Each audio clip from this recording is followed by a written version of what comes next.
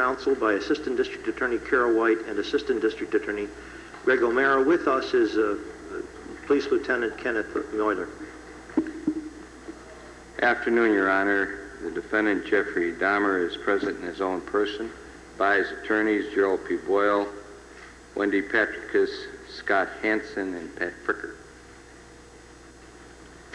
Mr. Dahmer, you're charged with 4 counts of first-degree intentional homicide. If convicted of each of those counts, you face a term of life imprisonment. You're also charged with habitual criminality. That would add an additional 10-year penalty to each count upon conviction. Do you understand that? I understand, Your Honor. Mr. Boyle, have you been served with a copy of the criminal complaint? Your Honor, we have. I would like to inform the court that yesterday in this courtroom I indicated to the court that, in my opinion, Mr. Dahmer was competent to understand the proceedings that are taking place in the courtroom, and he is likewise competent this date, so there is no challenge to the competency of Mr. Dahmer at this juncture for those legal purposes.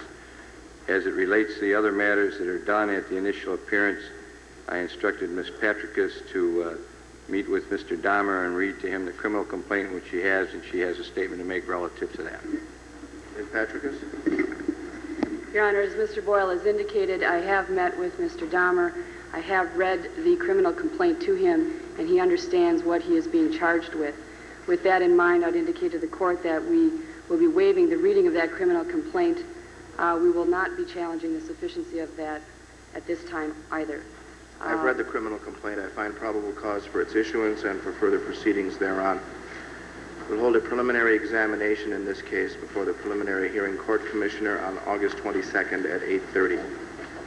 On the issue of bail, Mr. McCann? If it please the court, we had some discussion on this yesterday, and I would request the court to retain the same bail of $1 million. The court now has before it a complaint charging 4 counts of first-degree murder with an additional count of habitual criminality, and the court has already spoken to the extensive penalties that apply under these circumstances. I do further wish to advise the court and ask leave of the court on July 6th, 1991, August 6th, 1991, to file an amended complaint. This investigation is not complete. As the court will recollect from the affidavit that was filed yesterday, there's a mention of 11 skulls. The investigation is not complete. It's continuing by the police, and it is our hope that by August 6th, 1991, we will have completed the investigation and be in a position to file an amended complaint that will contain additional counts of homicide. The police are pressing forward now with that investigation. We're hopeful that by that time we will be able to file a complete complaint. That will give the defense at least 2 weeks prior to the scheduled date for the preliminary hearing to review the amended complaint and to undertake such measures or procedures as they might wish. With that in mind, I would ask the court to retain the bail of $1 million in cash. Mr. Boyle, any objection to Mr. McCann's request for leave to file an amended complaint by August 6th? No, that's his right, Your Honor. And furthermore, for the purposes of this hearing, we will waive the 10-day statutory requirement to have a preliminary hearing held in this matter. I have discussed that with Mr. Dahmer, and I told him his legal rights. He understands that he can demand one within 10 days. He will waive the 10-day statutory requirement. Mr. McCann, you have leave to file an amended complaint by August 6th. Yes, we will file the amended complaint no later than that date. Mr. Dahmer, you have a statutory right to have your preliminary examination within 10 days of today's date. Your lawyer informs me that you wish to waive or give up that 10-day limit and have the hearing scheduled on August 22nd. Is that correct? That's correct, Your Honor. Has anyone made any threats against you to get you to waive the 10-day limit? No, they didn't, Your Honor. Has anyone promised you anything to get you to waive the limit? No, they didn't. Have you had enough time to talk to your lawyers about that? Yes. I'll accept the waiver, Mr. Boyle. You wish to be heard on the issue of bail, Mr. Boyle?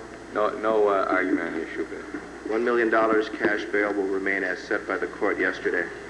Gentlemen, I've been assigned to the trial of this case. Please inform the preliminary hearing magistrate that I wish to arraign in this court following the preliminary examination the week of August 29th.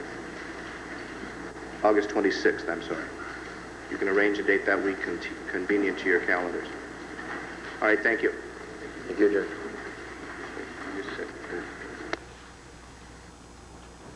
That would certainly seem to support the premise that Jeffrey Dahmer intends to absolutely cooperate They don't object to the charges. They don't object to the time frame. They don't object to the bail.